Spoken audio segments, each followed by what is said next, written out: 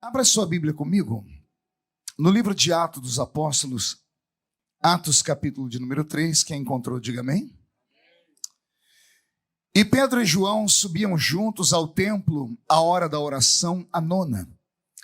E era trazido um homem que desde o ventre de sua mãe era coxo, o qual todos os dias o colocavam à porta do templo, chamada Formosa, para pedir esmola aos que entravam. O qual, vendo a Pedro e a João que iam entrando no templo, pediu que lhe dessem uma esmola. Pedro, com João, fitando os olhos nele, disse: olha para nós. E olhou para eles, esperando receber deles alguma coisa. E disse Pedro: não tenho prata nem ouro, mas o que eu tenho, isso eu te dou. Em nome de Jesus Cristo Nazareno, levanta-te e anda. E tomando-o pela mão direita, o levantou, e logo seus pés e tornozelos se firmaram. E saltando ele, pôs-se em pé e andou. E entrou com eles no templo, andando, saltando e louvando a Deus. Amém, igreja? Feche a Bíblia, coloque no banco, na cadeira. Pegue na mão da pessoa mais perfumada do seu lado.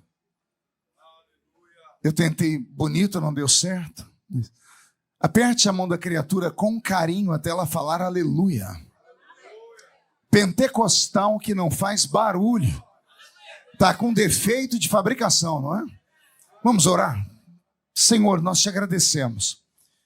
E nós entendemos que dentro de alguns minutos e mais uma vez esta linda igreja ficará pequena para o tamanho da glória que o Senhor vai mandar sobre nós durante esse culto. Eu quero acreditar, ó Deus, que os que vieram tristes voltarão para suas casas felizes e saltando nessa noite. Os que vieram se arrastando não voltam para casa se arrastando, Senhor.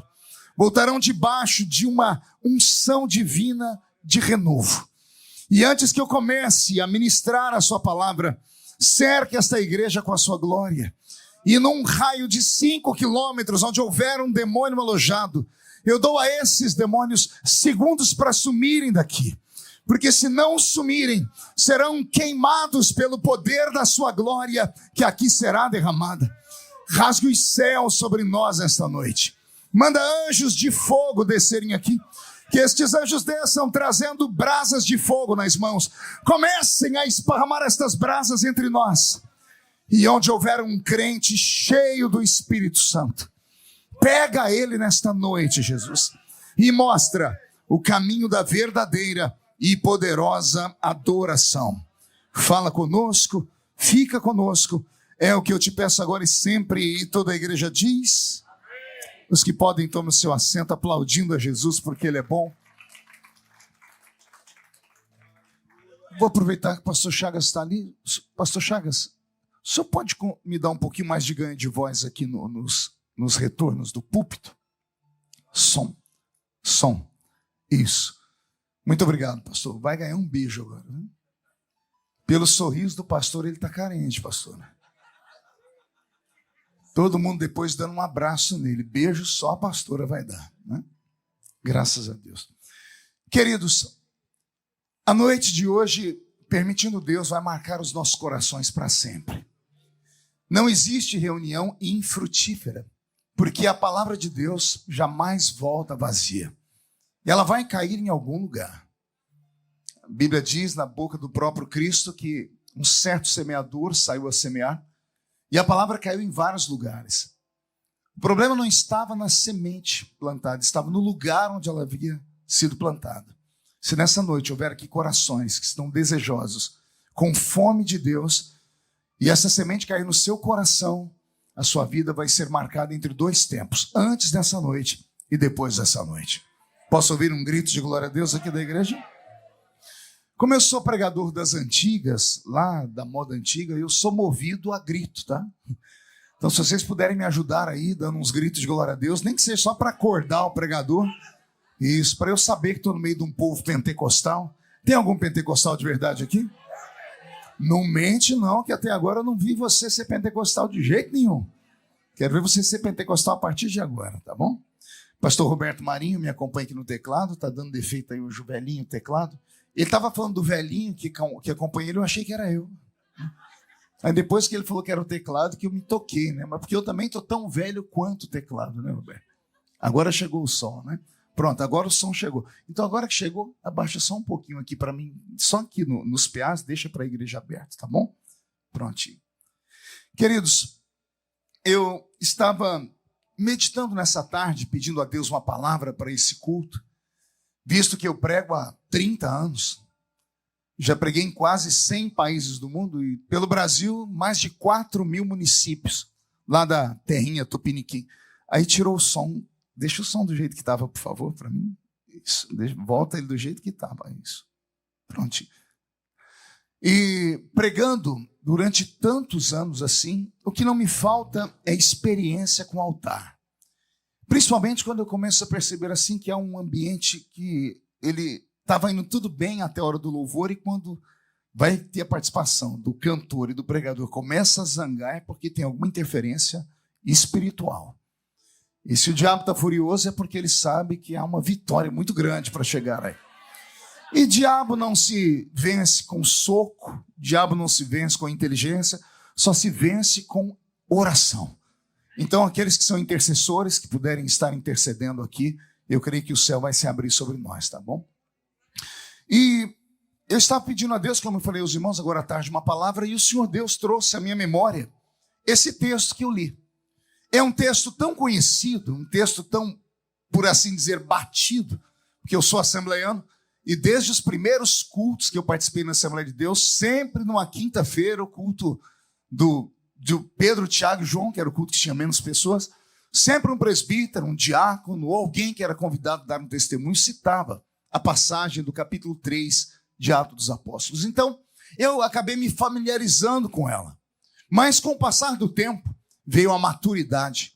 E quando a maturidade chega, vai vindo também a curiosidade. E eu comecei a olhar esse texto com outros olhos. Não apenas com o olhar de alguém que estava lendo a Bíblia, ou de alguém que estava lembrando de uma pregação, mas eu comecei a olhar para esse texto com olhos de quem quer descobrir o que aconteceu ali. Porque uma coisa é você ler que Pedro e João chegaram no templo, encontraram um paralítico, disseram para ele, nós não temos prata nem ouro, e mandaram o homem levantar em nome de Jesus, e o paralítico logo estava de pé, entrando no templo, cantando, dançando e louvando a Deus. E isso é natural para quem lê a Bíblia, porque a Bíblia é um livro dos milagres. Se tirar milagres da Bíblia, não existe Bíblia. Desde o Gênesis, desde a criação até o Apocalipse, a Bíblia é um livro do sobrenatural. Por isso só acredita na Bíblia quem é louco, porque só loucos acreditam nas loucuras de Deus, porque as loucuras de Deus são mais sábias do que a sabedoria máxima do homem. Então eu creio que Deus pode interferir no mundo natural. Quem acredita nisso aqui? Então quando você lê o livro de Atos dos Apóstolos, desprovido do conhecimento do que aconteceu antes, você apenas lê o texto e fica achando que foi bom. Mas quando você começa a ler os capítulos que antecedem Atos dos Apóstolos, que são os evangelhos, quer seja de Marcos, Mateus, Lucas ou João, você vai se deparar com uma cena que se deu pelo menos 55 dias antes deste episódio aqui. Imagine que 55, 54 dias antes deste episódio, esse mesmo Pedro estava numa madrugada andando de longe no meio da multidão, travestido de outra pessoa, vendo Jesus sendo arrastado na cidade, vendo Jesus ser esbofeteado, cuspido. Ele acompanhava o Senhor de longe, 54 dias antes.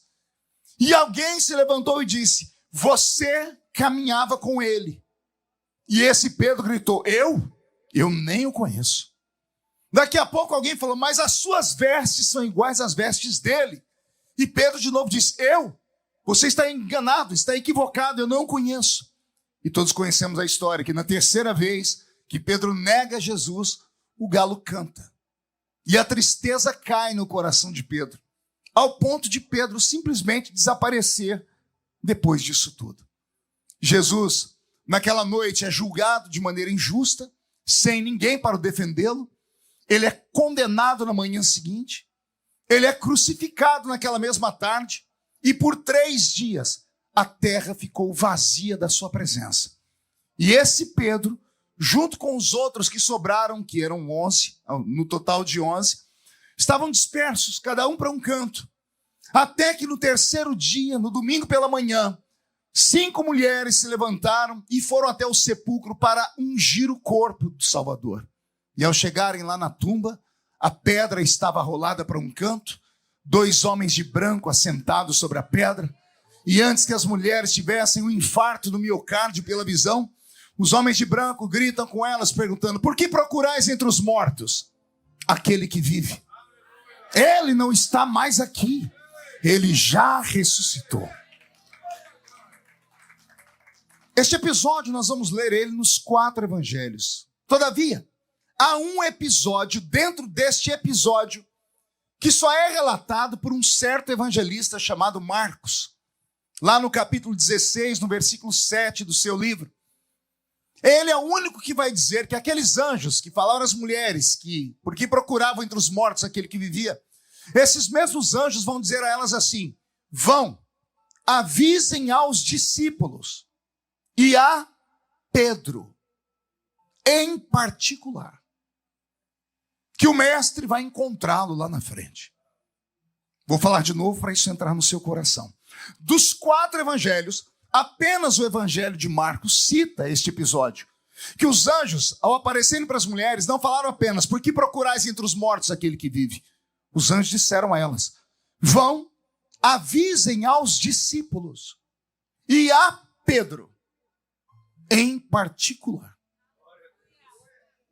que o mestre vai encontrá-lo. É muito lindo ler isso aqui, porque isso, se não mexe no seu coração, mexe no meu. Eu conheço a Bíblia e, como prego sempre acabo me emocionando. Porque olha o cuidado que tem Jesus com o discípulo que mais deu trabalho para ele. Pedro é o discípulo que mais deixou Jesus em saia justa. É Pedro que afunda nas águas, é Pedro que não deixa Jesus lavar os pés dele, é Pedro que arranca a orelha do soldado, é Pedro que pede para Jesus curar a sogra dele. Então Pedro é esse discípulo que sempre deixou Jesus em saia justa. Pedro, não conte para ninguém, caminhou ao lado de Jesus 3 anos e meio endemoniado, possesso. E não era por Zé Pilintra, Exu Caveira, Tranca-Rua, não. Era pelo chefão. Jesus falou: está chegando a minha hora. Pedro disse: tem pena de ti mesmo, Senhor. Jesus disse para ele: para trás de mim, não ouvi. Ixi, Lúcifer, o cão, o capeta, o capiroto encarnado, estava dentro de Pedro. E Pedro já tinha curado, Pedro já tinha ajudado na multiplicação dos pães, Pedro já tinha até expulsado demônios. E Satanás estava dentro dele. O Senhor disse: Pedro, o diabo pediu a sua alma para cirandar com você. Pedro é o discípulo que mais dá trabalho para o mestre. E eu me emociono quando leio a história dele, porque sendo aquele que mais deu trabalho, o mais fraco de todos, é para o mais fraco de todos que lá no capítulo 16 do Evangelho de Mateus, Jesus chama ele num canto e diz: tu és Pedro. E sobre esta pedra eu edificarei a minha igreja, e as portas do inferno não prevalecerão contra ela. E aqui vale uma explicação, porque muita gente lê esse texto e acha que Pedro é o alicerce da igreja. Ah, se Pedro fosse o alicerce da igreja, já não existia mais igreja. Pastor, mas Jesus está dizendo que tu és Pedro. Exato, a palavra Pedro no grego é pedra pequena, pedra esmiuçada, pedra triturada. E uma pedra triturada vira areia. E a Bíblia diz que o homem que edificou a sua casa sobre a areia, veio o vento e derrubou a casa. Então Pedro não é o alicerce da igreja. Jesus está falando com Pedro e sobre ele mesmo. Jesus está apontando o dedo para ele, dizendo assim: ó, tu és Pedro, uma pedra pequena que não presta para nada, mas sobre esta pedra. Pegou aí ou não? Pedro está aqui. Tu és uma pedra pequena. O diabo pode cirandar com você, pode habitar dentro de você. Você pode me trair, você pode errar, você pode cair, porque você é só uma pedra pequena que não presta para nada. Mas sobre esta rocha, eu sou a pedra de esquina, a pedra angular, a rocha de Meribá que matou a sede de Israel no meio do deserto. O topo topo da montanha, arrancado sem o apoio da mão de um homem, que caiu nos pés da imagem, da visão do rei Nabucodonosor, que destruiu os reinos do mundo antigo. Jesus é a verdadeira pedra. Então Jesus está dizendo, tu és uma pedra pequena, que não presta para nada, mas sobre esta rocha eu edificarei. Não ouvi quem? Aí Jesus volta para Pedro. Tu és uma pedra pequena que não presta para nada, mas sobre esta rocha eu edificarei você. Porque você é a minha igreja. Não entendeu ainda, né? Querido, vem cá me ajudar, vem cá. Você me recepcionou ali tão abençoado, mas vem rápido. Isso, eu repreendo esse espírito de tartaruga. Pronto. Fica aqui na minha frente. Esse aqui é o meu Pedro. Olha lá, eu, Jesus e Pedro batendo papo. Tu és Pedro. Ah, uma coisa interessante. Pedro é o único discípulo que tem 3 nomes na Bíblia. Lembra dos nomes dele aí ou não? Simão, Cefas e Pedro. Por que 3 nomes? Vou deixar essa lição de casa para vocês descobrirem. Eu vou dar só uma dica. Eu sou casado há 30 anos. Sou casado há 30 anos com a mesma esposa, graças a Deus. Amo a irmã Edileuza. E ela, quando eu estou em casa, eu chamo ela carinhosamente de Di. Né? Edileuza, Di. Então, Di. Quando eu chamo ela de Edileuza, ela olha para mim e diz, o que aconteceu? Falei, mas por quê? Você está me chamando de Edileuza? Falei, mas não é seu nome? Ele diz, mas você só me chama de Edileuza quando tem algum problema. Entendeu aí? A minha esposa tem 2 nomes. Di e Edileuza. Quando eu estou carinhoso, Di. Quando estou furioso, Edileuza. Entendeu? Jesus chamando Pedro. Tinha hora que ele chamava ele de Pedro. Tinha hora que ele chamava ele de Cefas. E tinha hora que ele falava assim, Simão. Deixar vocês estudar. Era a maneira de Jesus tratar Pedro em cada um dos momentos, perceberam? Mas agora Jesus está chamando ele em grego. Tu és uma pedra pequena que não presta para nada. Mas sobre esta rocha, eu edificarei a minha igreja. O diabo escutou no inferno e disse, então se Pedro é a igreja, eu acabo com ela. Aí Jesus disse, tu és Pedro, pedra pequena. Mas sobre esta rocha, eu edificarei a minha igreja. E as portas do inferno. Quer pegar ele, Pedro? Quer pegar ele, diabo? Tem que passar por cima de mim. Para tocar nele, tem que passar por cima do Nazareno. Porque as portas do inferno não prevalecem contra ele. Obrigado, Pedrão. Olha quanto ensinamento nós temos de Pedro.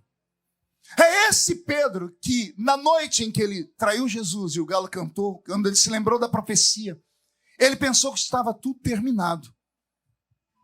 E na manhã da ressurreição, Jesus foi e despertou Pedro de novo. Pode imaginar uma casa com um monte de gente, as mulheres esbaforidas, cantando a história. O mestre está vivo, a tumba está vazia, nós vimos os anjos, e está todo mundo se alegrando, e Pedro está moado num canto.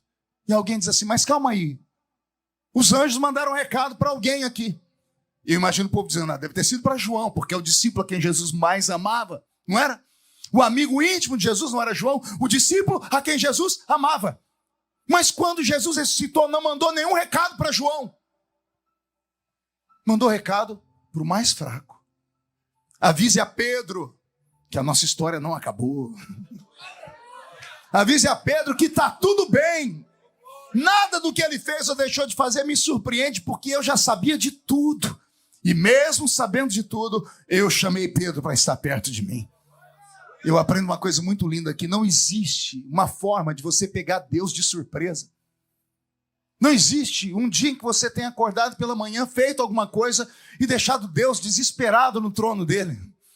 Não tem um dia que Deus tenha olhado para você, que ele abriu o céu, olhou para você e deu um grito de susto, dizendo, ai meu eu. Entendeu aí? Entendeu? O pastor tem que ser inteligente. Vou falar de novo. Imagina Deus abrindo a janela do céu, olhando para você, pegando você, fazendo aquela arte e dizendo assim, ai meu eu. Que quando a gente se assusta, a gente fala, ai meu Deus, né? Não tem outro Deus, só ele é Deus, tem ai meu eu. Né? Não teve isso. Porque passado, presente e futuro se misturam na mente de Deus. Porque na dimensão onde Deus habita não existe tempo. Para Deus, Ele está olhando para você neste exato momento e Ele está vendo você como um embrião no ventre da sua mãe. Ele está te vendo agora aqui, sentado neste culto, Ele está te vendo ou descendo a rampa fria, 7 palmos abaixo da terra, ou sendo arrebatado no último dia. Porque para Deus não existe tempo. Então, quando Deus vocaciona alguém, quando Deus chama alguém, Ele chama a pessoa com um pacote completo. A igreja tem dificuldade de aceitar as pessoas com seus defeitos, mas Deus não. Igreja não é só uma igreja, ela é uma casa de reciclagem. Entra o lixo aqui dentro, 1h30 depois sai daqui de dentro um luxo, porque Ele pega o homem do monturo e coloca ele sentado entre os príncipes da terra. Posso ouvir um glória a Deus por isso? 54 dias antes do episódio aqui de Atos dos Apóstolos, capítulo 3, está Pedro sendo Pedro. Está Pedro negando. Está Pedro fracassando. Está Pedro caindo. Está Pedro sendo Pedro. Mas 54 dias depois, olha Pedro entrando no santuário, lá no templo, que tinha 12 portas, e uma das portas chamada Formosa. Pedro não foi naquele templo pela primeira vez. Todos os anos ele ia naquele lugar. A festa do Pentecoste, que vinha logo depois da festa da Páscoa, era pelos judeus muito carente e muito... ela tocava demais a alma deles para ficar em casa. Então vinham pessoas de todos os lugares do mundo. Por isso que em Atos dos Apóstolos, capítulo 2, nós vamos ver que haviam judeus de todas as partes do mundo. 14 nações representadas ali. As pessoas vinham. Pedro entrava naquele templo todo ano, junto com João. Todo ano, geralmente, ele entrava pela mesma porta. Pergunte como eu sei. Só falo se todo mundo perguntar. Porque eu sou inteligente. É simples, eu sou crente há 30 anos. Um crente, quando vai na mesma igreja há mais de 10 anos, ele entra sempre pela mesma porta, que ele sabe onde ele vai sentar. E ai, se ele chegar lá e tiver alguém sentado no lugar dele. Ele diz, irmão, esse lugar é meu, né? A criatura acha que porque dizime e oferta, comprou o lugar para sentar ali, né? Como um clube. Pedro e João iam naquele mesmo lugar todos os anos. Eles entravam por aquela mesma porta. E agora tem mais um detalhe. Pergunte qual? Só falo se todo mundo perguntar. Aquele paralítico que estava ali era o mesmo paralítico do ano anterior. Era o mesmo paralítico de 15, 20 anos atrás. Possivelmente um garoto que recebeu um alvará para poder pedir esmolas com 15 anos de idade. No capítulo 4 ou 5 de Atos, vai dizer a Bíblia que ele tinha 42 anos, esse paralítico. Então ele estava sentado ali naquela mesma porta há mais de 20 anos. Ele tinha um alvará para receber esmolas por aquela porta. Assim como nas outras portas tinham lá cegos, aleijados, até leprosos, com uma plaquinha escrita, imundo. As pessoas não chegavam perto e jogavam a moeda de longe. Pedro era acostumado a entrar naquela mesma porta, vendo aquele mesmo paralítico. O ano anterior ele entrou, deu uma esmola ou disse, Deus te abençoe, porque não tinha dinheiro. Pedro está indo no mesmo templo, na mesma porta. Lá está o mesmo paralítico. E o paralítico faz a mesma coisa de todos os anos. Ele estende a mão e diz, me dá uma esmola. Aí a Bíblia Sagrada diz que Pedro disse para ele, olha para nós. E aqui tem um pequeno detalhe. Pedro está pedindo para o paralítico olhar para eles, mas o paralítico já estava olhando para eles. Ou não? O paralítico pediu esmola para quem? Para o vento? Pedro passou e o paralítico pediu uma esmola. Pedro parou na frente do paralítico que está pedindo esmola. E ele fala para o paralítico, olha para nós. Esse grito não foi para o paralítico. Esse grito foi para as outras 11 portas. Porque as pessoas estavam entrando no culto. Esse grito foi para quem já estava dentro do templo. Para que as pessoas olhassem para ali. Pedro queria a atenção de todo mundo. E eu estou falando do Pedro que tinha vergonha. Eu estou falando do Pedro que tinha medo. Ele agora está dentro do templo, ele olha para todo mundo e ele diz assim, olha para nós. O paralítico fita o olhar nele, ou seja, olha com mais profundidade e todo mundo para. E Pedro grita, não tenho prata. Não tenho ouro. Mas o que eu tenho, isso eu te dou. As pessoas estão olhando, procurando um pedaço de pão, uma maçã, procurando ouro, prata, procurando alguma coisa, porque ele disse que não tinha ouro nem prata, então ele não tinha um saquetel de moedas. Eles estão procurando algum objeto, uma roupa, um sapato, uma sandália, um quipá, um vidrinho de óleo. Eles estão procurando alguma coisa, porque ele disse, eu não tenho ouro e não tenho prata, mas o que eu tenho eu te dou. E Pedro então libera o que ele tinha. Em nome de Jesus Cristo, o Nazareno, levanta e anda.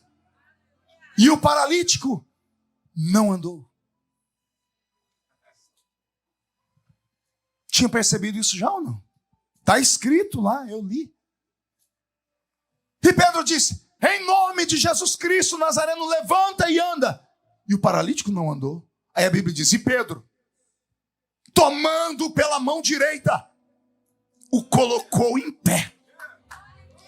Pedro arrancou o paralítico das escadas. O paralítico estava com as pernas todas tortas. Eu não sei se os ossos dele eram truncados. Eu sei que o paralítico estava ali há mais de 20 anos, pedindo esmola naquela mesma porta.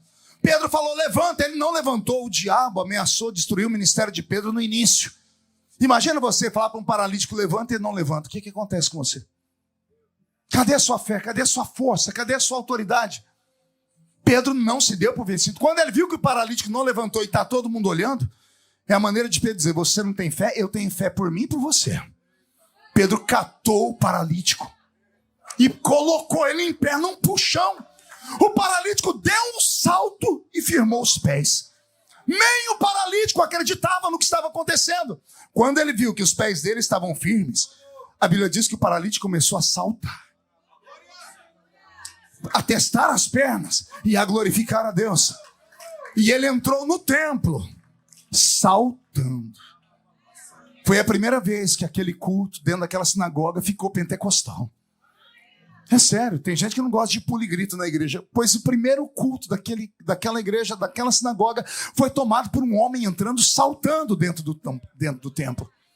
A notícia esparramou dentro da cidade com uma violência tão grande que as autoridades mandaram prender Pedro. E prenderam Pedro e João. Enquanto estavam Pedro e João, as pessoas começavam a indagar. Esses homens são iletrados, analfabetos. Aprenda mais isso. Pedro e João eram analfabetos. João aprendeu a ler e escrever com quase 90 anos. Ele escreveu o Apocalipse. As 3 cartas, não foi ele que escreveu, foram seus discípulos, porque ele não sabia ler nem escrever ainda. Quem escreveu o livro de Marcos foi Marcos. Mas Marcos não era discípulo de Jesus.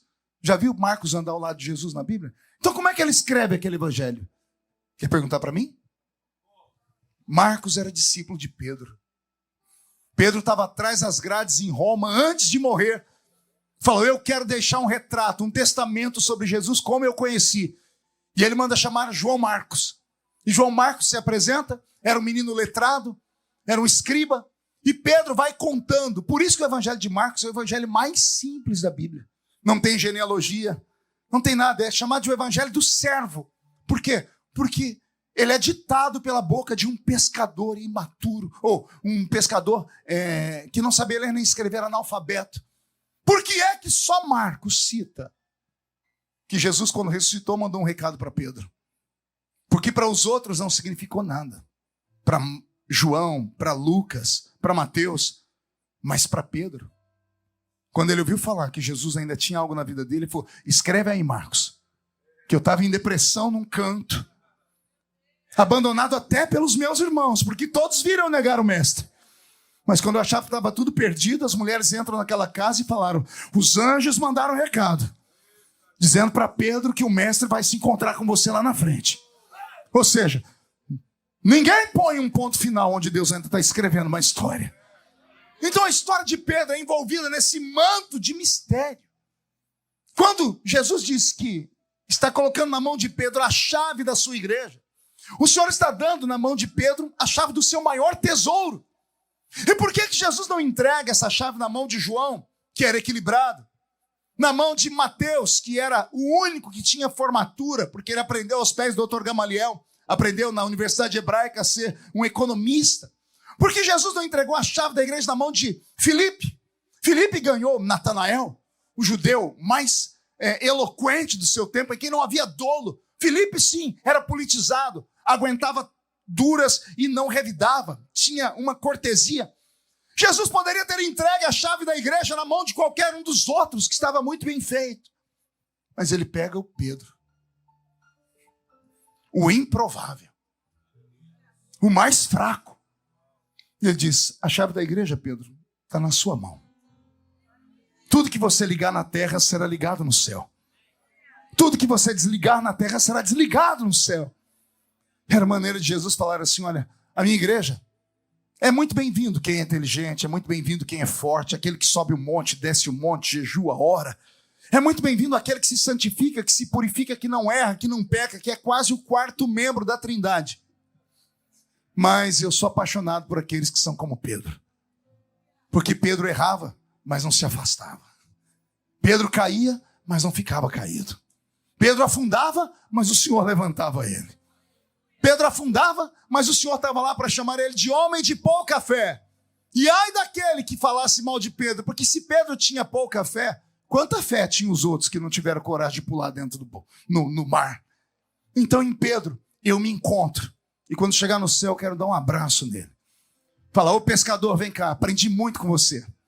Aprendi com você que não dá para ser crente 100% todo dia, mas dá para amar Jesus 101% todos os dias.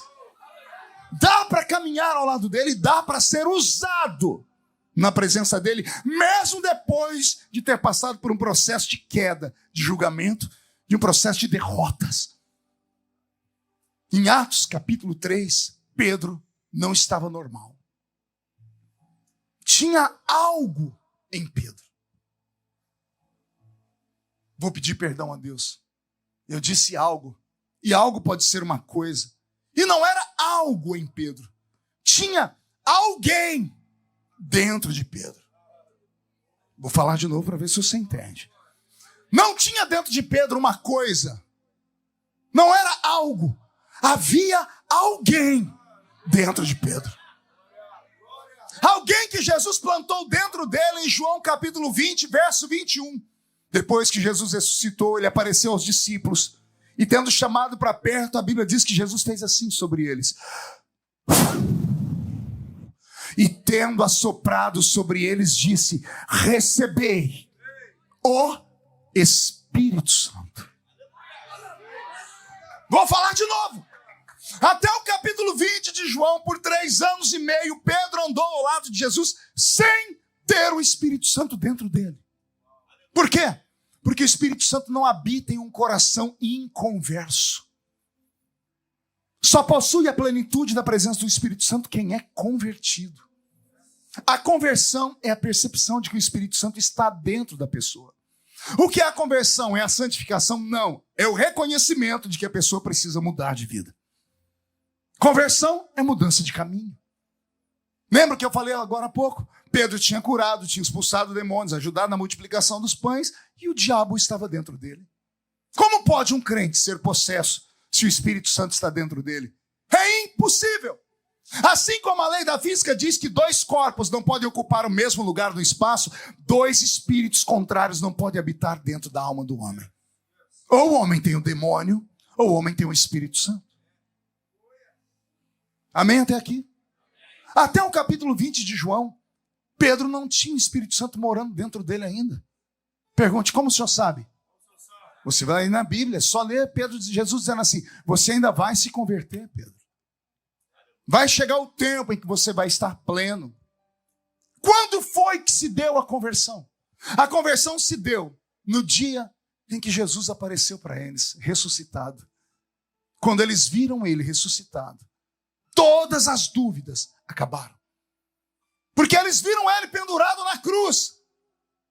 Eles viram ele desfacelado. Não havia nele beleza nenhuma para que nós o desejássemos. E agora eles estão diante dele. Ele está pleno, carregando nas mãos as feridas, nos pés as feridas, mas o semblante de um anjo. Alguém lembra dele no caminho de Emaús? E os 2 discípulos, quando deram a ele a oportunidade de fazer a oração dentro da casa, e quando ele orou dizendo: graças te dou, meu Pai, e todo mundo assustou, porque Jesus foi condenado à morte porque chamou Deus de Pai. Nenhum judeu chamava Deus de Pai. E agora eles estão recebendo um viajante, e o viajante teve a oportunidade de fazer a oração, todo mundo de olho fechado, era para o viajante falar: graças te damos, Adonai. Mas o viajante diz: graças te dou, meu Pai. Quando eles abrem os olhos de susto, cadê o viajante? O pão está na mesa partida, a cadeira está vazia. Um olhou para o outro e disse: porventura não ardia o seu coração enquanto ele falava conosco no caminho? Era o mestre! Olha que coisa bela. Ele vai aparecer a eles agora para marcar encontros. Ele marca 2 encontros. O primeiro é em João capítulo 20.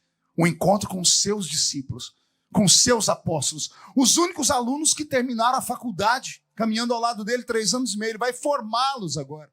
No capítulo 20 está o mestre diante deles, o Rabi. Rabi é professor. Rabino, Rabi, Raboni. É a mesma palavra para mestre ou professor. Discípulo é aluno.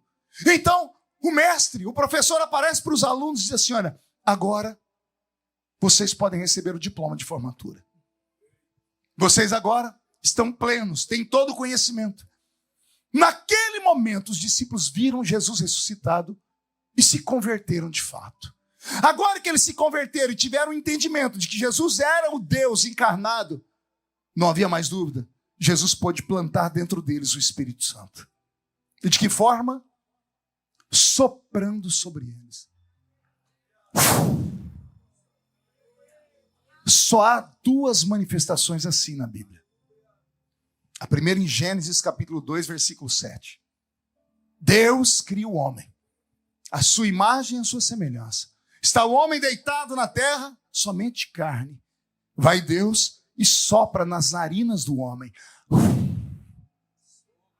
O Espírito Santo entra dentro de Adão, por isso que Adão era diferente.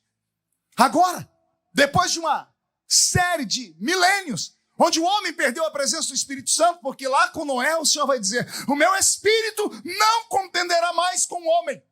E Deus arranca o Espírito Santo da terra. E passa o Velho Testamento inteiro procurando alguém que poderia ser amigo do Espírito Santo, mas todos que o Espírito Santo vinha sobre eles, pecavam de novo. Podia ser um Sansão, mas não parava de beber, não parava de tocar em coisa morta, não parava de dormir com prostituta. Podia ser um Moisés, mas estava lá batendo na rocha quando era para falar com ela. Podia ser um Davi, fazia os lindos salmos, mas depois ia dormir com Batseba e mandar matar Urias. Todos os homens do Velho Testamento, Deus entendeu que eles não podiam receber o Espírito Santo, porque o Espírito é santo. Por isso que de Malaquias até Mateus nós temos um período chamado de interbíblico. 400 anos que Deus fica sem falar com o homem.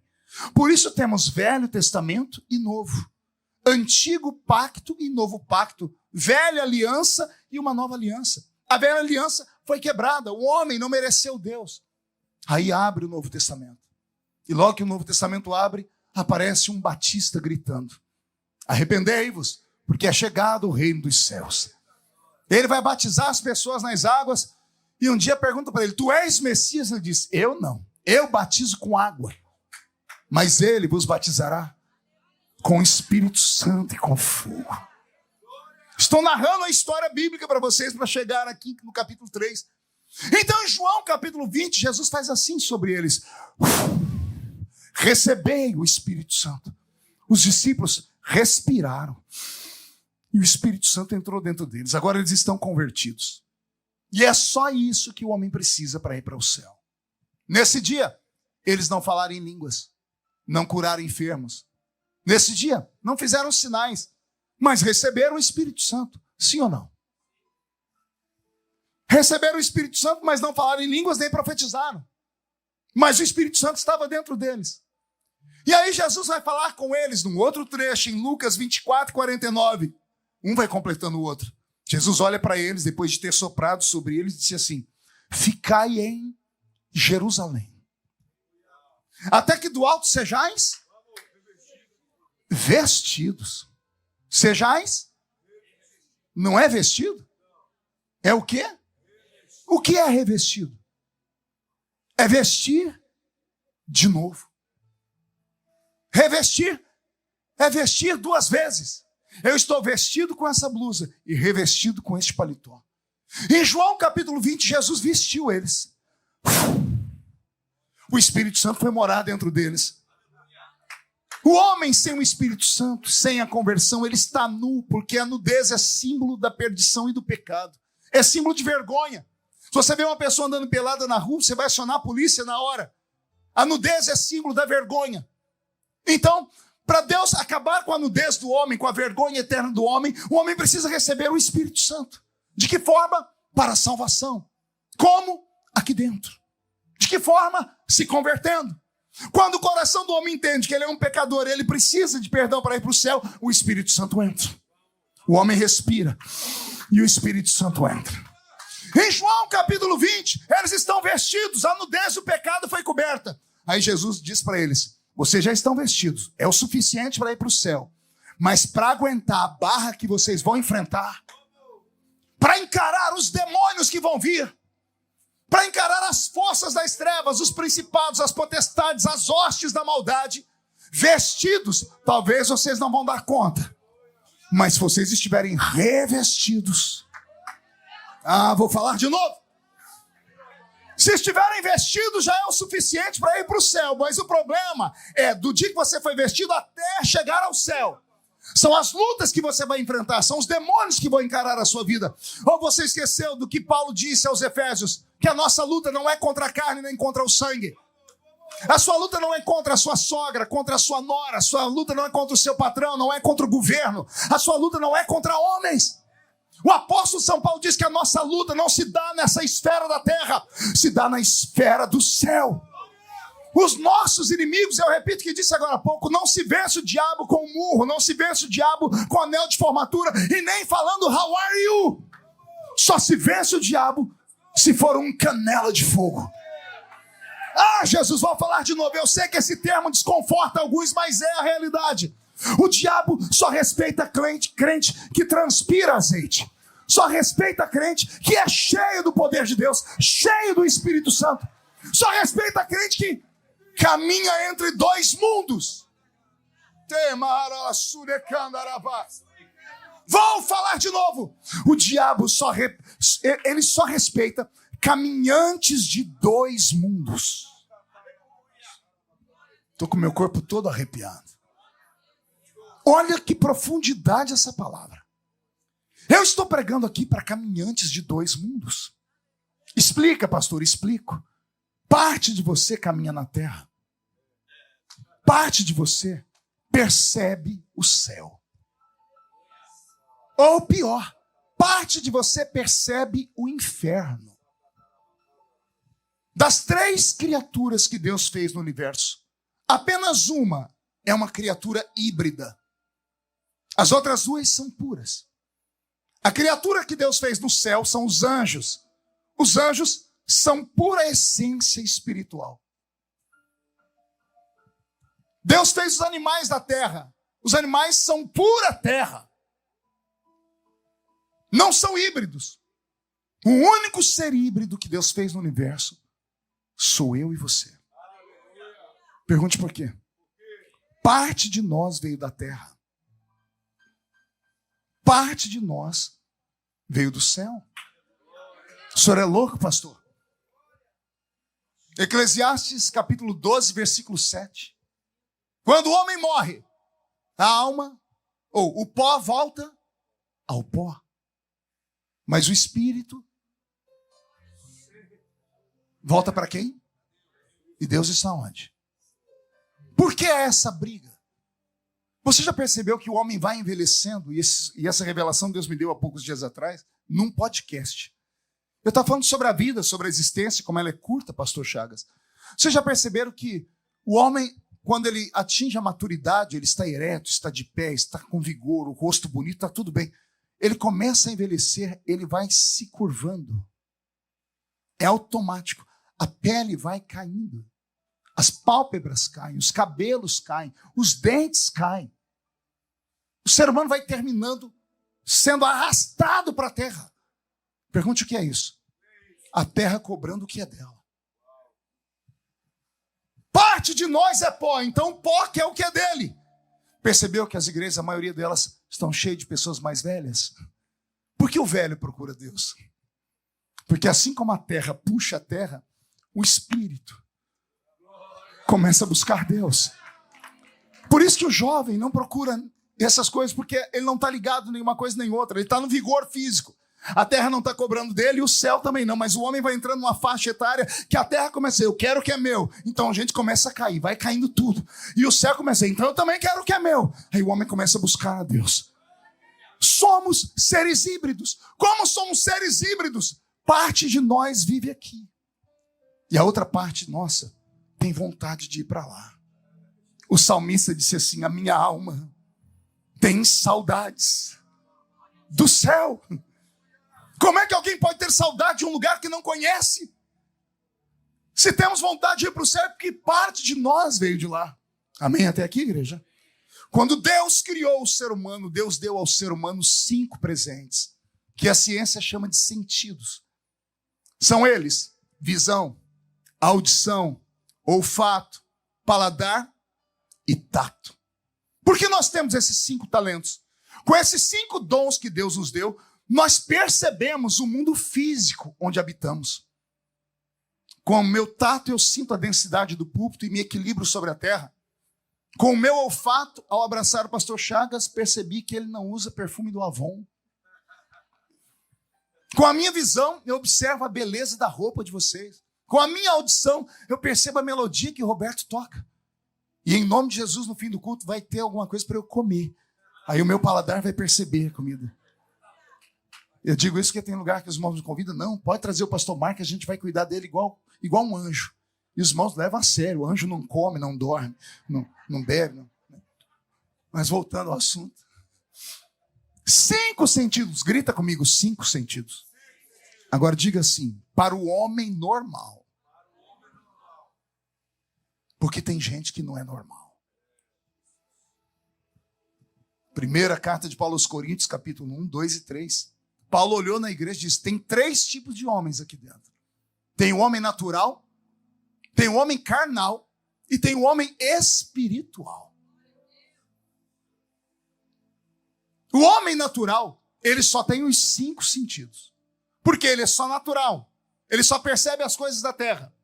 Mas o homem espiritual tem um sentido a mais, que eu chamo de 6º sentido. Nada a ver com aquele filme do Bruce Willis, né? Que o menininho fala: I see people dead all the time. Nada disso. Também não é aquilo que o senhor diz, que a minha mulher tem 6º sentido, ela sabe tudo de mim, não. O 6º sentido é uma habilidade espiritual que todo crente carismático, todo crente pentecostal tem. Pastor, eu sou pentecostal? Não tem. Ah, tem. Eu vou te provar que tem. Você que é crente pentecostal, já foi fazer alguma visita de algum amigo que te pediu? Já foi no hospital, numa casa de alguém, num comércio, você entrou lá para orar. Aí você orou naquele dia e falou assim: eu estou indo, me ajuda. Quando você colocou o pé dentro da casa da pessoa, te deu um arrepio. Parece que a alma saiu uns 3 metros, você catou ela e voltou aqui para baixo. Já aconteceu isso com alguém? O que foi isso? O 6º sentido. Parte de você é espiritual. Por isso a gente vem à igreja. Por que a gente vem à igreja? Para treinar o homem espiritual. O homem carnal não precisa de igreja para nada. O homem carnal precisa do restaurante. O homem carnal precisa da festa, ele precisa extravasar, ele quer coisa dessa terra. A gente vem para a igreja para comer coisas do espírito. Nós ouvimos louvores para a nossa alma. E talvez seja esse o problema da igreja estar tão vazia de dons, diferente da igreja de 30 anos atrás, quando eu me converti. Por que a igreja de 30 anos atrás tinha mais dons? Porque os crentes buscavam mais a Deus, é simples. Matemática é simples. As pessoas não saíam da igreja, era de segunda a segunda. O crente só tinha 3 lugares para ir: igreja, escola e a sua casa. Às vezes só era bem-vindo na igreja, porque em casa a família não era crente, na escola era perturbado. Aí, depois de muita oração, Deus começou a abrir a porta do trabalho. Aí o crente foi para o trabalho também, mas nem no trabalho ele era querido. O único lugar que ele sentia paz era na igreja. Aí a gente morava dentro da igreja. Meu apelido era Beato de igreja. Santarrão. Fanático. Alguém lembra desses nomes? Já percebeu que a gente não consegue mais colocar esse nome em ninguém? Não tem mais um crente fanático na igreja. A gente não acha mais um santarrão. Porque as pessoas não se dedicam mais. E aí não se dedicam, não buscam, como vão receber? Aí não tem como receber. Aí não tem mágica.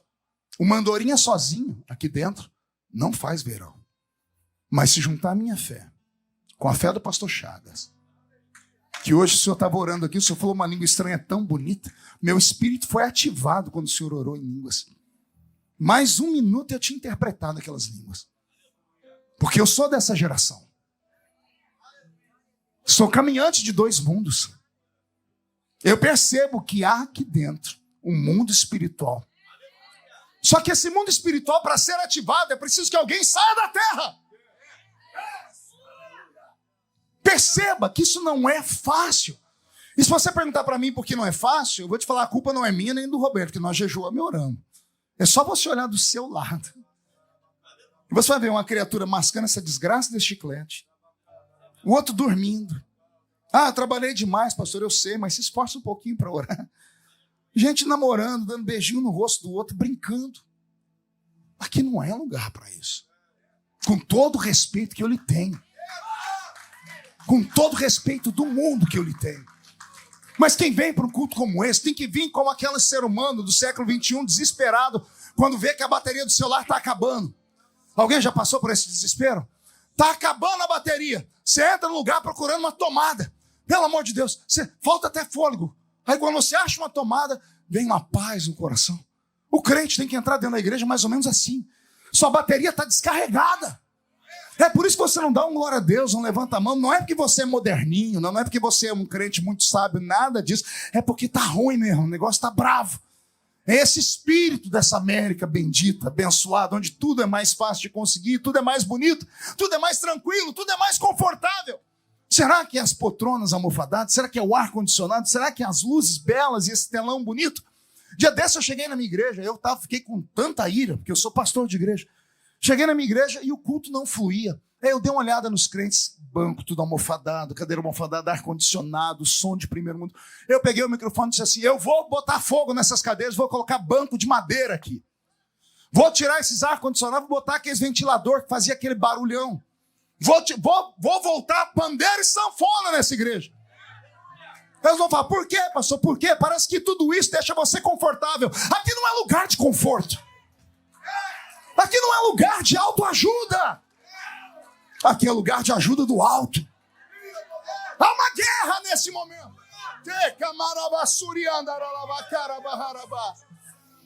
Pronto, ativei o modo profético. Beto, mude a música aí para mim. Escuta. Existem 3 mundos paralelos. Existe o mundo de Deus, existe o mundo do homem e existe o mundo do diabo. Esses mundos são como espelhos. Eles existem em dimensões diferentes. Não adianta soltar um foguete aqui para cima que não vão encontrar o céu. Nem soltar um foguete para baixo não vão encontrar o inferno. Porque o céu não está para cima, nem está para baixo o inferno. São mundos paralelos. São reflexos um do outro. A forma mais fácil de entender isso é você olhar um espelho. Quando você olha um espelho, você vê um outro mundo lá dentro. Alguém aqui já teve a curiosidade de tentar atravessar o espelho? E se falar que não, você é um mentiroso. Porque todo ser humano, desde a infância, é fascinado com o espelho. Tem gente aqui dentro, aí não é revelação, hein, que aprendeu a beijar no espelho. Aham, te veio sua memória? Já viu? Criança vai lá, põe a mão no espelho e dá aquelas... Por quê? Tá vendo um outro ser humano lá. Por que é que aquele escritor europeu escreveu o livro Alice no Mundo dos Espelhos? A imaginação lúdica do ser humano. Há um mundo além do espelho, só que nós não conseguimos atravessar. Existem mundos paralelos. Só que de vez em quando, um ser humano consegue a façanha ou de trazer o mundo invisível para a terra, ou arrastar a terra para o mundo invisível. Tem um homem na Bíblia chamado Daniel. Ele acordou de manhã, sentou na cama em Babilônia, respirou, e ele tinha o 6º sentido. Ele percebeu que o ar de Babilônia estava rarefeito. Tinha algo para acontecer. E ele dobrou o joelho e foi falar com Deus. E Deus respondia ele instantaneamente. Nesse dia, Deus não respondeu. Ele foi para o trabalho em jejum. Chegou no final do dia, Deus não respondeu. Ao invés de ele quebrar o jejum e falar, jejum amanhã de novo, ele emendou o jejum para o 2º dia. No 2º dia, Deus não respondeu. 1 semana, Deus não respondeu. 2 semanas, Deus não respondeu. 3 semanas, 21 dias. E aqui, a maldita confusão que os crentes fazem. Eu estou fazendo o jejum de Daniel. Como? 21 dias comendo legumes. O legume não tem nada a ver com os 21 dias de Daniel. Os legumes foi no início, quando ele chegou em Babilônia preso. Os 21 dias de jejum que ele fez lá no capítulo 10, ele fez jejum integral. Ficou 3 semanas sem comer e sem beber, e indo trabalhar. Ele estava na beira do rio Haidekel, 2 horas da tarde, junto com os engenheiros, numa mesa, mapeando, construindo um aqueduto para levar água para a Babilônia. 21 dias de jejum. E é ele que vai contar. Quando, de repente, eu olhei para frente e apareceu um varão.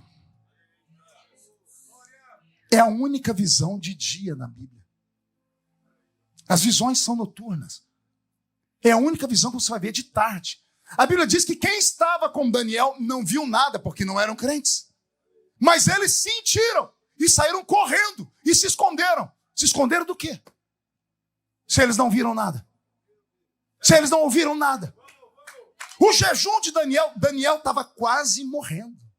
21 dias de jejum matou a carne dele inteira. Ele estava fraco, estava quase para desmaiar. A glicose dele estava 0. A carne fracassou. O espírito dele se avantajou. Daniel conseguiu rasgar o véu que separa esse mundo do outro mundo. E o anjo que estava do outro lado entrou no mundo de Daniel. Quando o anjo chegou perto de Daniel, os homens não viram. Saíram correndo. Daniel viu. Porque Daniel estava mais para lá do que para cá. Quando ele viu, ele disse: e eu caí aos seus pés como morto. E ele me colocou de pé. A princípio, eu fiquei de 4. Não tinha forças em mim. E o anjo dizia: não se proste, porque não posso ser adorado. E ele me colocou de pé e disse: Daniel, homem muito amado, a sua oração foi ouvida desde o primeiro dia. E aí a mente de Daniel faz a pergunta: se foi ouvida desde o primeiro dia, por que não veio resposta? E aí um ensinamento que eu nunca gostaria de dar em nenhuma igreja. Porque eu aprendi desde criança que anjo quebra demônio no pau. Que anjo é halterofilista e os demônios perdem para eles na guerra. Mas aí eu vou ter que ouvir um anjo de 5ª grandeza chamado Gabriel. Um dos príncipes, ao lado de Miguel e Lúcifer. Alguns anjos que têm nome na Bíblia, são poucos. Temos na Bíblia Abaddon, Apolion, temos Daniel, temos Gabriel, temos Miguel, temos Lúcifer. Na Bíblia Católica nós vamos encontrar mais outros 3. Uriel, Rafael e mais um outro. Anjos de 5ª grandeza. Como arcanjos. Mas a Bíblia não chama Gabriel de arcanjo. Não era um anjo mensageiro comum. Não era um orfanim. Não era um querubim. Não era um serafim. Era um anjo de 5ª grandeza. E olha o que o anjo vai dizer para ele. A sua oração foi ouvida desde o primeiro dia, mas o príncipe do reino da Pérsia. Um demônio. Um principado. Não é esses demônios que manifestam em culto de igreja aí, não. Esses aí são demônios kamikazes. Cansados de viver. Aí vem para a igreja para ver se a igreja amarra e manda eles lá para o inferno para aguardar o dia do juízo final. É sério. Imagina, você está lá num jogo do... Vamos põe aí, Corinthians e Palmeiras.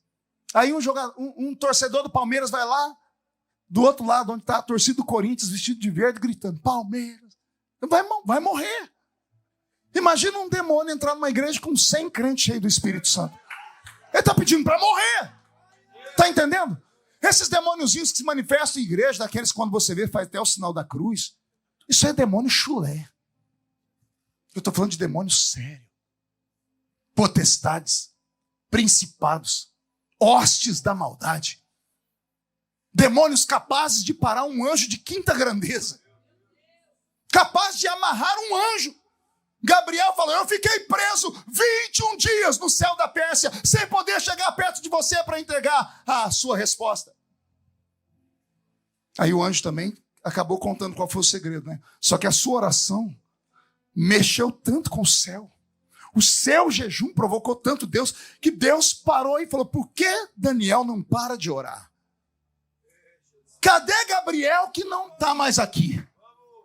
Um serafim deve ter dito: Senhor, Gabriel saiu daqui tem 21 dias, não voltou mais. Então Deus abre os olhos para olhar o universo, Deus pega Gabriel preso. Daniel em jejum, quase desmaiando. Deus dá um grito no céu: Miguel! Miguel! Pegue a sua espada, vai lá e solta Gabriel. Já leram isso na Bíblia ou não? O arcanjo Miguel desceu no céu da Pérsia, onde hoje é o Irã. E tem demônio que está perdido até hoje. Que Miguel chega sem conversar. Ele não é anjo do diálogo, ele é anjo de guerra. E ele soltou Gabriel. O que eu quero dizer com isso? Há um mundo invisível, igreja. E nós, com o passar do tempo, estamos perdendo a habilidade de percebê-lo. E por não percebê-lo, nada mais supre as nossas carências. Os crentes pulam de igreja em igreja procurando algo que nunca vão encontrar. Porque o problema não está na igreja, está neles. Está dentro deles. Você sabe disso. Você sabe que você está aqui nesse país por causa de uma promessa de Deus, né? Ou você esqueceu? Ou você acha mesmo que você entrou aqui por suas próprias forças? Há alguma coisa lá atrás, um mistério entre o céu e a terra que ninguém aqui é capaz de dizer: não, pastor, mas eu entrei aqui pela janela, não foi pela porta de entrada, eu entrei aqui pelo México. Não me interessa como você entrou aqui. Me interessa foi que Deus te trouxe para cá. E se Deus te trouxe para cá, foi para alguma coisa. E com certeza não é para morrer nessa terra. Não é para ser envergonhado nessa terra. Não é para perder o restinho de fé que está dentro de você nessa terra. Porque quando você não tinha 10% do que você tem agora, você orava. Você gritava, você falava em língua estranha, você subia um monte para orar. Você ia lá no culto de consagração, você ia lá na casa daquela irmã que só tinha 2 dentes na boca, lembra? O zagueiro e o atacante. Aquela senhorinha do coque. E lá vinha eles profetizar, naquela língua que você não entendia nada. Vou eu te colocar num pássaro de aço. Olha eu te exaltando. E não é o que aconteceu? E aí Deus te coloca numa terra que emana leite e mel. Aí Deus te coloca num culto como esse, para você vir para cá e ficar me olhando com essa cara feia, parecendo que foi batizado num pote de vinagre. Se fosse um velório eu entenderia. Vir para um culto como esse, onde Deus está presente, e não sentir nada. E ficar me olhando com esse olho seco, parecendo olho de sapo que morreu no dia de enchente. Achou que eu não ia falar, né? Vem para um culto pentecostal e não abre a boca nem para respirar. Fica com essa boca travada, essa boca de aço, essa língua de ferro e esse queixo de concreto. O céu está bem pertinho aqui. Bora trazer o céu para a terra, igreja. Se não der para trazer, vamos levar a igreja para o céu nessa noite. Eu quero saber o que aconteceu com Pedro. Agora minha barba arrepiou.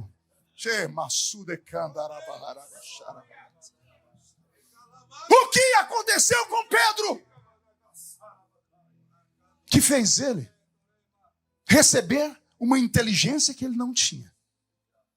Que fez ele receber uma audácia que ele não tinha. Uma autoridade que ele não tinha. Dons que ele nunca sonhou em ter. Aí eu tenho que voltar 2 dias antes do capítulo 3. Estavam todos reunidos no mesmo lugar.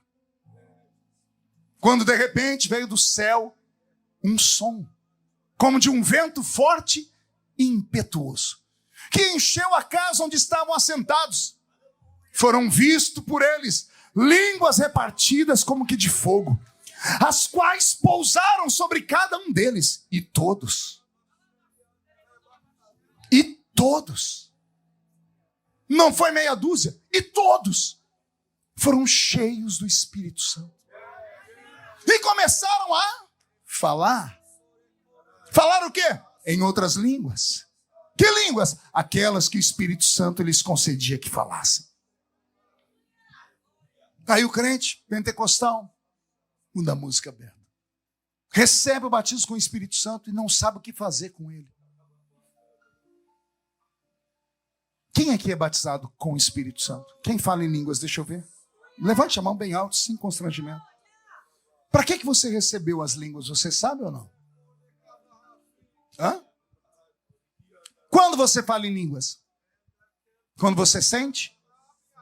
O que você tem que sentir para falar em línguas? Um arrepio na coluna? O ventinho da asa do arcanjo no seu rosto?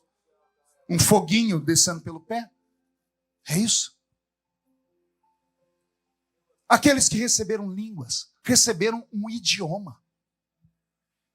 O idioma te foi dado para um motivo. O apóstolo São Paulo explica na carta aos Coríntios, capítulo 14, quem fala em línguas não fala a homens, senão a Deus. Quem fala em línguas, diz Paulo, a sua mente fica sem fruto, ou seja, ele não entende o que está falando, mas o seu espírito ora bem. Olha que coisa. Como assim, pastor? Exato. Quando você está falando em línguas, você não entende bolhufas que você está falando. Paulo diz, a sua mente fica sem fruto. Mas Paulo diz, o seu espírito ora bem. Por que ele ora bem?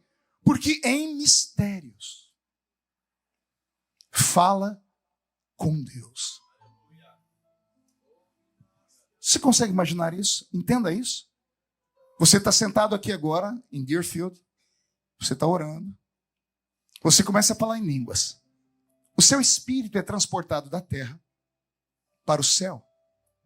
E você fica do lado do trono de Deus, falando no ouvido dele, cochichando no ouvido dele. O que é um cochicho? É um segredo. Se não fosse segredo, você falava alto para todo mundo ouvir. Quem fala em línguas não fala a homens, senão a Deus. Como assim, pastor? Quando você ora em línguas, você não está falando com ninguém nessa terra. Você está falando direto com Deus. Mas o que é que eu estou falando, pastor? Não sei. Ninguém sabe. Só Deus sabe. O seu espírito está orando bem, porque é um idioma. Que idioma? Lá do céu. Lembra que eu te falei que parte de nós viemos lá de cima? Então parte de nós fala a língua do eterno.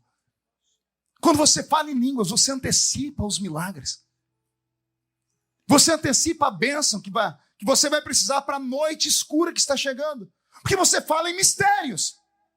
O Espírito tem percepção de que coisas estão chegando.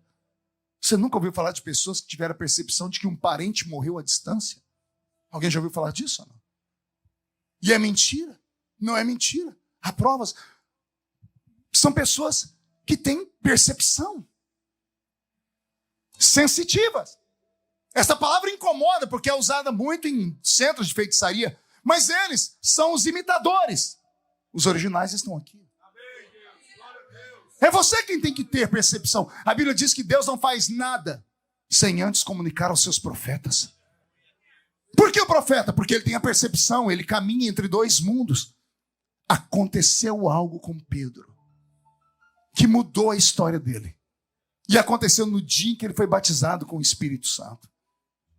Sabe o que é o batismo com o Espírito Santo? É uma chave. Pergunte para abrir o quê? Um armário que é colocado na igreja, na frente do crente batizado com o Espírito Santo. O que tem nesse armário, pastor? 9 prateleiras. Em cada uma delas há um dom do Espírito. Dons de curar os enfermos. Dom de interpretação de línguas. Dom de variedade de línguas. Dom de discernir espíritos. Dom da fé. Dom da operação de maravilhas. Dom do conhecimento da palavra da ciência. Que nós chamamos de revelação. Os nossos cultos sempre tiveram essas manifestações. E por que acabaram? Porque nós estamos morrendo. Estamos nos perdendo. Nem os louvores trazem mais o céu para nós. Temos meia hora de emoção, choramos, derramamos lágrimas, para depois passar o resto do culto inteiro paralisado. Saímos mais frios do que entramos. Quem sabe nessa noite Deus não tenha marcado esse culto para mudar a sua história. Dwight Moody, o grande evangelista, o gordo evangelista da cidade de Chicago, era um pregador com os pensamentos de Calvino, até que a cidade de Chicago pegou fogo, foi incendiada, um incêndio destruiu a cidade. O único prédio que ficou em pé era a capelinha onde Moody pastoreava. Quando ele viu que a cidade toda pegou fogo e a capela ficou em pé, ao invés de ficar feliz, ele entrou no quarto e gritou: Deus, quando verem que a capela está de pé, vão dizer que fui eu que joguei praga na cidade. Eu não posso sair desse quarto do jeito que eu entrei. Ele orou tanto, mas tanto, que ele deitou no chão. Ele deitou e urrava, pedindo: eu só saio quando o Senhor me visitar.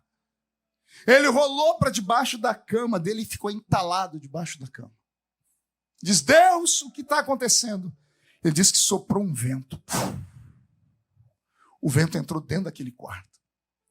Ele foi possuído por uma alegria, uma graça, que ele não conseguia explicar o que era. Ele saiu dali para levar 1 milhão de almas aos pés da cruz. Escritos dele: meus sermões não mudaram. Eram as mesmas mensagens que eu pregava antes daquele dia dentro daquele quarto.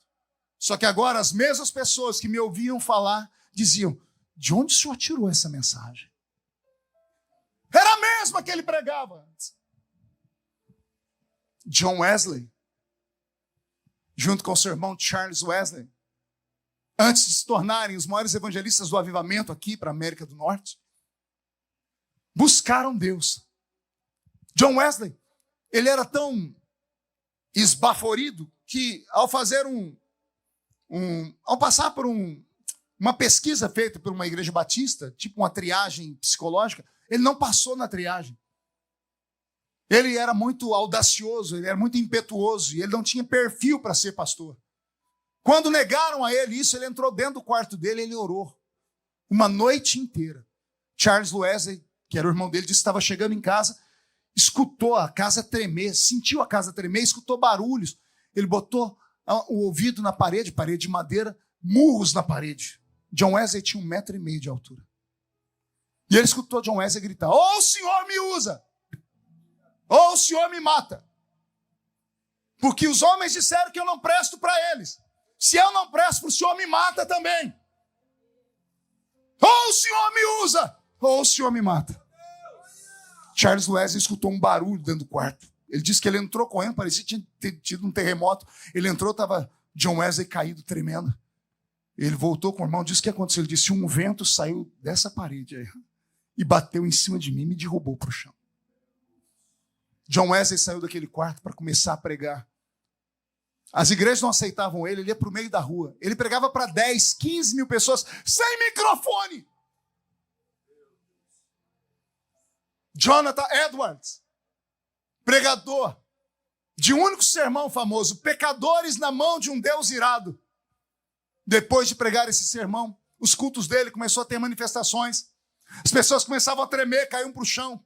Manifestações de demônios. E ele, um dos reformadores, nunca tinha visto aquilo, começou a estudar e aceitou. Ele foi vítima de um monte de outros pregadores que falavam que aquilo era coisa do diabo. E ele se tornou então um intelectual para explicar para eles que o poder do Espírito Santo não pode ser medido pela régua do homem. De que Deus não tem que dar satisfação ao homem das coisas que ele quer fazer. De que Deus se revela quando alguém busca. De que Deus não entra no lugar onde ele não é convidado. Faltar-me aqui tempo para contar a história de todos os grandes avivalistas da história. E todos eles tiveram um antes e um depois de conhecerem o Espírito Santo. Pedro recebeu o Espírito Santo. Levantou um paralítico. 2 pregações. Fundou uma igreja com 8.000 membros. Estão me ouvindo ou não? 2 pregações. Na primeira, 3.000 almas. Na segunda, 5.000 almas. 8.000 crentes com 2 pregações. O que será que Deus quer conosco nessa noite, pastor Chagas? Eu não vim aqui passear. Eu não vim aqui como deputado federal. Eu vim aqui como profeta. Profeta que já viu Deus fazer coisas extraordinárias. Deus quer fazer com que esta terra seja sacudida por um avivamento poderosíssimo. Só que este avivamento tem que ser desejado. Há 4 meses atrás, o mundo inteiro olhou para o estado do Kentucky. Um avivamento dentro de uma universidade. Me explica isso. Sem um pastor à frente, sem um líder de louvor à frente. Hora do recreio. Capela não é denominação religiosa. É um templo que é usado por todos. Macumbeiro usava lá, espírita usava lá, budista usava lá, católico usava lá. É hora do recreio, numa universidade americana onde o pecado corre solto. Tocou o sino do recreio. As tribos foram saindo. A tribo do sexo foram para os cantos escondidos para fazerem sexo. A tribo das drogas foram para um canto para se drogar. A tribo dos jogos foram para um canto para jogar. A tribo do TikTok foram para um canto para ver internet. 5, 6 meninos e meninas disseram, vamos na capela. Vamos fazer o que lá? Vamos lá orar. Mas quem vai estar pregando lá? Marco Feliciano? Não. Cláudio Duarte? Não. Quem vai estar cantando lá? Roberto Marinho? Não. Quem vai estar cantando lá? Pensa num cantor? Não. Quem vai estar lá? Nós. Quem toca algum instrumento? Ninguém. Vamos cantar como? A capela. E começaram a cantar. O louvor deles atravessou o teto. Atravessou o céu atmosférico. Atravessou o céu cósmico. E entrou no céu onde Deus está. Deus sentiu o perfume. E chamou a atenção dele. O perfume está vindo de um lugar onde só tem podridão. Daquele lugar só subia mau cheiro às narinas de Deus. Mas Deus sentiu um bom cheiro. Quando ele olhou meninos, ele falou, Espírito Santo, habita lá. Alguém teve notícia de alguém que foi curado lá? Não tem notícia de ninguém que foi curado. Foi um avivamento igual de João Batista. João Batista chegou em Israel no tempo de tanta seca. Ele só pregava coisa dura. Não teve um milagre. E a nação inteira se converteu. Deus tem algo nessa noite aqui. Eu sinto a presença dele. Eu prego e ele faz uma vistoria entre os castiçais. Ele só procura fogo. Tem que ter fogo aí. Se no lugar do fogo tiver pelo menos uma brasa, ele pode soprar sobre a brasa. Mas eu sinto que tem muita cinza. E a cinza tem que ser arrancada. Se não limpar, o Espírito Santo não vem. A pombinha não voa em lugar sujo. Não voa em lugar podre e mal cheiroso. Porque ele é santo. Mas eu sinto o vento dele aqui. Está dando uns rasantes. Está procurando alguém. O que eu faço, pastor? Busque. Eu posso te trazer até aqui. Daqui para cá, é entre você e Deus. Eu não sou um mágico. Eu sou apenas um porta-voz. E ele está olhando para você nessa noite. Erra quem pensa que Deus assiste culto coletivo. Erra quem pensa que Deus assiste culto congregacional. Deus é tão poderoso que neste exato momento, nesta igreja, só tem 2 assentos para ele. Um é o dele e o outro é o seu. Um está diante do outro. Pastor, por que ele não faz? Por que ele não fala? Porque Deus não age. No Novo Testamento? No Velho Testamento ele agia. Operando eu, quem impedirá? No Novo ele não age. Por causa do livre-arbítrio. Tem que partir do homem. No Novo Testamento Deus não age, ele reage. Você age e ele reage. De que forma? Você pede e ele dá. Você bate e ele abre a porta. Você procura e ele deixa você achar. Você fala em línguas e ele te dá os dons. Você começa a orar e ele manda a resposta lá na sua casa. Você veio para a igreja nessa noite.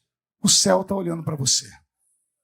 Eu queria que, não muitos, mas meia dúzia de crentes para me ajudar a atravessar para o outro lado, para trazer esta glória que está destinada a nós.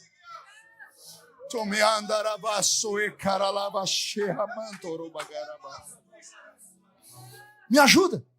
Os batizados com o Espírito Santo, vamos fazer um exercício agora. Feche seus olhos. Vamos orar em línguas. Vamos orar em mistério. Você é batizado e não ora, você está desprezando.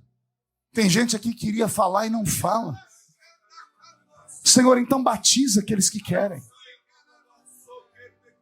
Faz, Senhor, o céu se misturar com a terra. Senhor, nós temos o ouro e a prata, mas nós queremos o levanta e anda.